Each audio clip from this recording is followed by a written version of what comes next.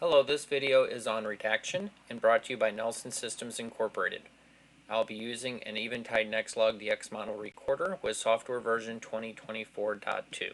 Redaction must be done within an incident.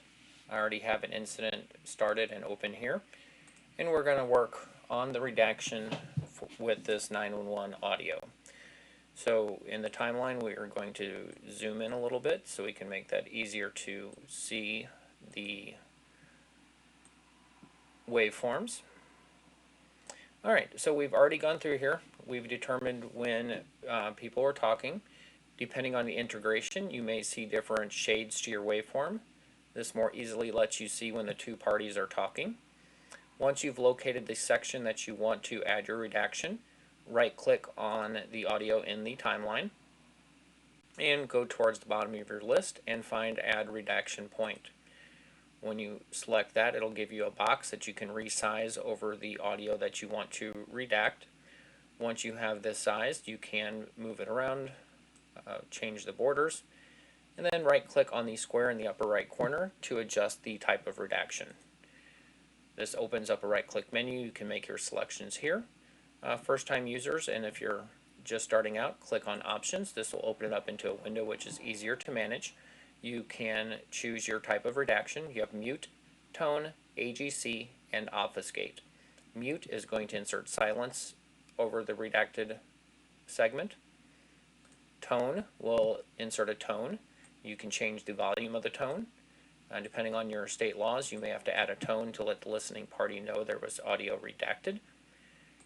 AGC is going to apply automatic gain control. So it's going to try to normalize the audio within that segment. And then obfuscate is going to distort the audio. Sliding this to the left is going to slow it down and give it a deeper pitch. Sliding it to the right is going to speed it up and give it a higher pitch.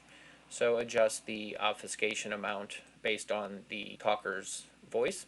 You may have to adjust this a bit, play it, adjust it, play it until you get the correct amount of obfuscation.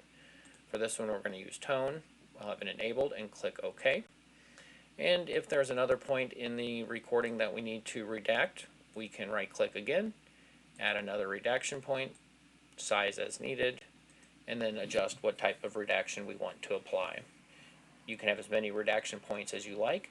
Each redaction point can be doing something different. When you apply redaction, you are never modifying the original audio on the recorder. That's why redactions must be done within an incident. The system just keeps a copy of what you want done to the audio in that incident and applies those changes for display purposes and exporting and playback within the incident. So now that we have our redaction point set, we can either right-click just a single recording or the entire incident. So we'll go into Export, and on your third window, below Time Markers, you have the option to use timeline playback settings and apply redaction areas. Having this checked will apply the redaction points that you've set up, and unchecking this will ignore those redaction points and export the audio as it was recorded. You can also edit the redaction points. So once you have them inserted, you can right-click on the square in the upper right corner. You can update the type of redaction. You can choose Move to resize it. Maybe you didn't cover up enough, or you covered up too much at the beginning, etc. You can resize it.